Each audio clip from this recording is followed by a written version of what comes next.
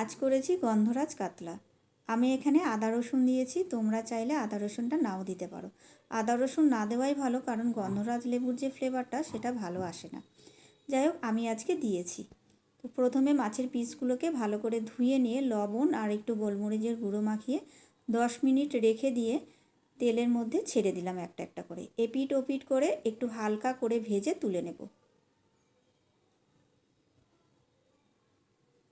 ওই তেলের মধ্যে পেঁয়াজ কুচি, আদা রসুন আর কটা কাঁচা লঙ্কা, কটা কাজু বাদাম একসঙ্গে একটু ভেজে নিয়ে একটু জল দিয়ে দিলাম, তারপর ঢেকে দিলাম। একটু সেদ্ধ হলে তুলে নিলাম, মিক্সিং বয়েলের মধ্যে এটাকে পেস্ট করে নেব। প্যানে আর একটু তেল দিয়ে তার মধ্যে পেস্টটা দিয়ে দিলাম লবণ, জিরের গুঁড়ো, গোলমরিচের গুঁড়ো দিয়ে ভালো করে কষিয়ে নিয়ে একটু ঘি দিয়ে দেবো। মশলাটা খুব ভালো করে কষাতে হবে। তারপর উপর থেকে গন্ধরাজ লেবুর যে সবুজ অংশটা থাকে সেটা গ্রেট করে দিয়ে দিলাম। একটু স্বাদ মতো চিনি দিতে হবে। মশলাটা কষানো হয়ে গেলে মাছগুলো দিয়ে দিলাম।